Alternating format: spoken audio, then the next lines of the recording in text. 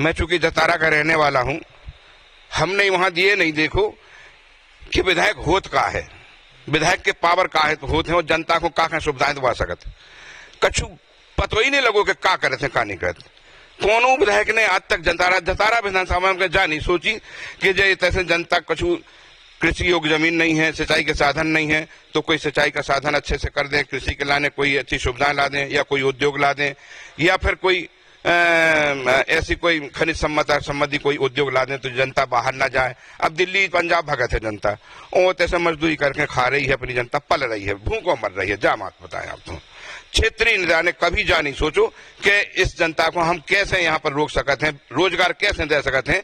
कौन ऐसी फैक्ट्री, कौन ऐसा उद्योग नहीं लगा है जिससे जनता पलायन कर रही है। बुंदेलखंड में ज्यादातर समस्या तुमने देखी हुई है दद्दा का होता है, गौ माता की जो नाम पे जो राजनीति हो रही होगी, गौशालन की स्थिति का है वो का है होता को। अब जा तो तुम हमारा उदाहरण देख ही रहे हो कि जो गौ माता जी के वजह से हमारा हाथ टूटो है। हम क्षेत्र में थे, अब मोटरसाइकिल से जाते हम तो मोटरसाइकिल से गए थे। अब भाजपा सरकार तो गौ माता की पूंछ पकड़ के सत्ता में आई है और उनने गौ माताओं को छोड़ दिया रोड पे। हम जा रहे थे, क्षेत्र में ही जा रहे थे, वो अचानक बैल आ गो, सो हम उनसे टकराया गए, हमारा 2 जगह से हाथ टूट गया। अब जा गौ माता की हालत तुमने देख ली है, सो गौ माता की हालत तो है ही है, लेकिन हमारी हुई हालत ऐसी हो गई है। नमस्कार, आप देखा राजधानी समाचार। बात की जाए मध्य प्रदेश के बुंदेलखंड अंचल क्षेत्र की। बुंदेलखंड अंचल क्षेत्र की बड़ी भूमिका रहती है मध्य प्रदेश की राजनीति में और कहीं न कहीं भारत की भी राजनीति, क्योंकि बुंदेलखंड से आज भी 2 केंद्रीय मंत्री हैं, प्रहलाद पटेल और वीरेंद्र कुमार खटीक। टीकमगढ़ से सांसद हैं, वो एकदम से सांसद हैं। बात करें उसी बुंदेलखंड के टीकमगढ़ जिले की, जतारा जो एससी विभाग से आरक्षित है, लेकिन कहीं ना कहीं वहां पर बीजेपी के विधायक बनते आ रही है, कभी कांग्रेस के विधायक बनते जाते हैं। इस बार हम बात करेंगे बदलाव की, हो रहा है कि नहीं हो रहा है, लेकिन वहां के स्थानीय जो नेता उनसे चर्चा करेंगे। हमारे साथ हैं आर बंसल, लगातार डीएसपी के सेवा दी उस पीपल्स विभाग में थे, उसके बाद रिटायर्ड हुए, वह कांग्रेस पार्टी ज्वाइन की कमलनाथ जी के नेतृत्व में, और कमलनाथ जी के कंधे से कंधे मिला के चल रहे। आज उनके एक बड़े नेता राहुल गांधी जी भारत जोड़ो यात्रा भी निकाल रहे हैं, मध्य प्रदेश के खंडवा क्षेत्र में भी आएगी। आर बंसल जी, आपका पहले तो राजधानी समाचार में बहुत बहुत स्वागत है। बहुत बहुत धन्यवाद, नमस्कार आपके चैनल को, आपको भी। अब बात अपनी हिंदी में हुई है क्या बुंदेलखंडी में? आप जैसे चाहो, चाहे बुंदेलखंडी में करने लगो, चाहे हिंदी में करने लगो। बुंदेलखंडी कछु बात ऐसी जगह सब खनो नहीं लगत, और बुंदेलखंडी ऐसी जगह दद्दा बब्बा कक्कन तक पहुंच जाए तो उन्हें बड़ा अच्छा लगत, तो बुंदेली में ही होने दो। तो सबसे पहले तो जो बताओ आर बंसल जी, आप कैसे जो कांग्रेस पार्टी अब जो बदलाव की लहर है और बड़े नेता राहुल गांधी भारत जोड़ो यात्रा निकाल का कह जाती थी आप? देखिए, ये बात आप बहुत सही कह रहे हैं कि बदलाव की बहार है। निश्चित तौर पे जो भारतीय जनता पार्टी का कुशासन है केंद्र में और मध्य प्रदेश में 18 साल से भारतीय जनता पार्टी की सरकार है, उसके द्वारा जनता के साथ कितना अन्याय किया जा रहा है, किसानों के साथ, बेरोजगारों के साथ, युवाओं के साथ, दलितों के साथ, व्यापारियों के साथ जितना अन्य अत्याचार किया जा रहा है, ये कहीं अछूता नहीं है। महिलाओं पर भी अत्याचार कितने हो रहे हैं जो मध्य प्रदेश देश में नंबर 1 पर है। ये इसी कारण से ये बदलाव की बयार आ रही है और केंद्र सरकार भी केवल मनमानी कर रही है, जनता की एक किसी भी तरह की कोई परेशानी को हल करने की प्रयास नहीं कर रही है। कांग्रेस पार्टी के आप बड़े नेता है, राहुल गांधी की जो भारत जोड़ो यात्रा है, तो 2023 में विधानसभा चुनाव है, 2024 में लोकसभा चुनाव के, इन चुनाव में इसका कुछ असर दिखेगा मध्य प्रदेश में भारत में? बिल्कुल असर दिखेगा, असर दिखना शुरू हो गया है। जैसे ही माननीय राहुल गांधी जी ने 2 अक्टूबर को यात्रा शुरू की कन्याकुमारी से, और वो यात्रा अभी जारी है। उस यात्रा में जितना जन सैलाव और जो समर्थन और जो स्वागत सम्मान जो मिल रहा है जनता का, उससे भारतीय जनता पार्टी का सिंहासन हिल रहा है। निश्चित तौर पे 2024 में इस यात्रा का असर दिखेगा और भारत में भी माननीय राहुल गांधी के नेतृत्व में कांग्रेस की सरकार बनेगी, ये बदलाव आएगा। 2023 में मध्य प्रदेश में चुनाव आए और 2018 में भी चुनाव हुए, आपने चुनाव देखे होंगे। बुंदेलखंड के कछु नेता, कछु भारत के नेता, कछु जे मध्य प्रदेश के तमाम जिले के कछु भाग गए, उन भगेला नेता के लाने का क्या वो चाहता पार्टी को?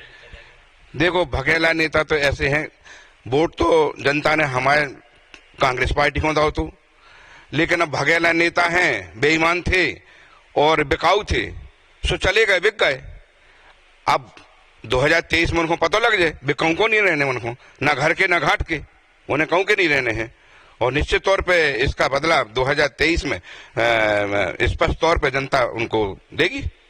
आपके टीकमगढ़ जिले से नजदीक है बड़ा मलिया विधानसभा, वहां से एक विधायक हैं जो कांग्रेस छोड़ के भाजपा में गए, जस्ट बगल में लगी बिजावर जो समाजवादी छोड़ के भाजपा में चले गए। एक अपनी पार्टी, आपकी पार्टी के थे विधायक, एक सहयोगी पार्टी के थे, दोनों क्या कहना चाहते हैं? ये भगोड़ों के बारे में तो पूरी दुनिया ने देख लिया है कि केवल वो पैसे के मीत थे, उन्हें पार्टी से कोई मतलब नहीं था। हमारी पार्टी ने उनको, माननीय कमलनाथ जी ने सोच समझ के टिकट दिया था और उन्होंने बीच में ही बेईमानी करके अपना घर भर के जनता के साथ बेईमानी करी है। अब जनता उनको सबक 2023 में सिखाएगी। 2023 में चुनाव आएगा तो कमलनाथ जी के नेतृत्व में क्या इस बार कांग्रेस पार्टी की सरकार आएगी, नहीं आएगी, क्या स्थिति है बुंदेलखंड? 100% 2023 में मध्य प्रदेश में माननीय कमलनाथ जी के नेतृत्व में सरकार कांग्रेस की बनना है, ये तय है। जनता का एक तरफा रुख दिख रहा है और जो बीजेपी द्वारा जितना अन्याय अत्याचार किया जा रहा है किसानों के साथ, बेरोजगारों के साथ और अपने शिक्षित युवाओं के साथ, दलितों के साथ और युवाओं के साथ, वो उसका बदलाव पूरा दिखेगा। निश्चित तौर पर 2023 में कमलनाथ जी के अंडर में सरकार बनेगी। जतारा विधानसभा और टीकमगढ़ जिले के बड़े नेता माने जाते हैं। जतारा विधानसभा में कांग्रेस पार्टी को पास कोई बड़ा प्रत्याशी नहीं है, तो जतारा विधानसभा से कमलनाथ जी अगर आपको टिकट देते हैं तो आप कैसे मेहनत और कैसे सेवा करेंगे? देखिए, मैं तो एक कांग्रेस का सिपाही हूँ। 35 साल 36 साल मैंने शासकीय सेवा करी है और उसके बाद मेरा चूंकि कांग्रेस से पूर्व से नेता रिश्ता रहा है, पैतृक रिश्ता रहा है, इसलिए मैंने कांग्रेस पार्टी में रह करके और जनता की सेवा करना उचित समझा है। मध्य प्रदेश में, देश में कांग्रेस ही ऐसी पार्टी है जो देश की सेवा कर सकती है और हम तो कांग्रेस के एक सिपाही हैं। माननीय कमलनाथ जी अगर मुझे उचित समझते हैं, क्षेत्रीयता पे अगर उचित समझते हैं, तो निश्चित तौर में मैं वहां से जनता की सेवा के लिए तैयार हूं।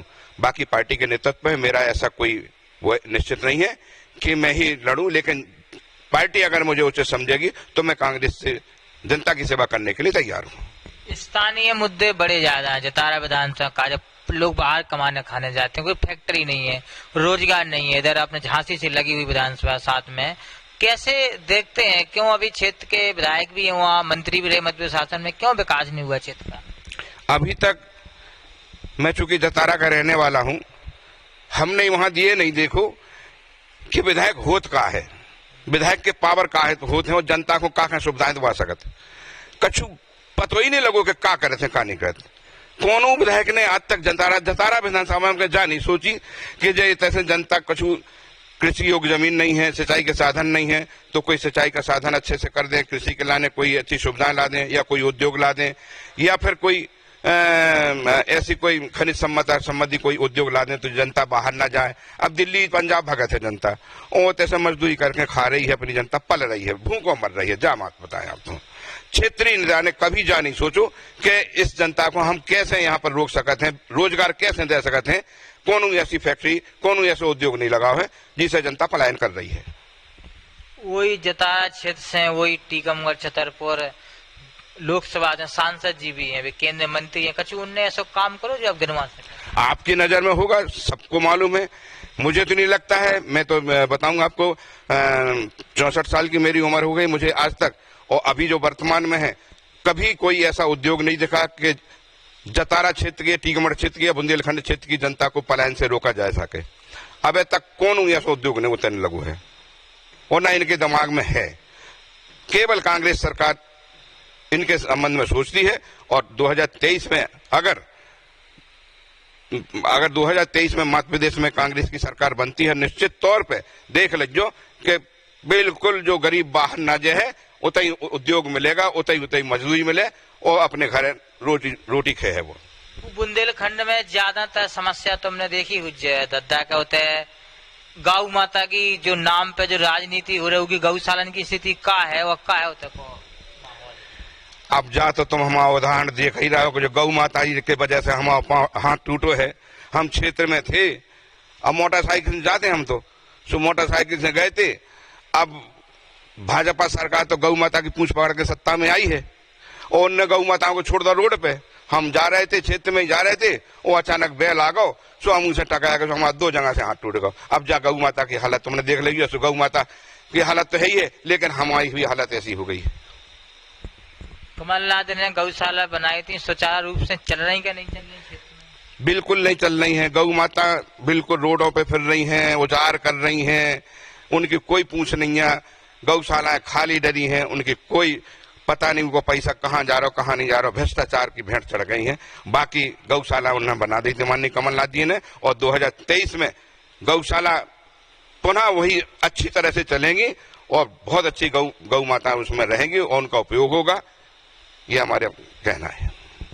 आर बंसल जी हमारे साथ थे, एक बुंदेलखंड के बड़े नेता माने जाते हैं, लगातार कांग्रेस पार्टी में अपनी सेवा दे रहे हो, कांग्रेस पार्टी के संग जुड़े हैं और देखने हैं कमलनाथ जी ने का प्रत्याशी जताया विधानसभा से बनाउत हैं तो वे का कर हैं और कैसे विकास कर हैं। और जनता तो इनके साथ कल भी थी और वह आज भी है, क्योंकि लगातार ये क्षेत्र में दौरा आज भी कर रहा है, कल भी कर रहे थे। राजधानी समाचार की रिपोर्ट, कांग्रेस कार्यालय भोपाल।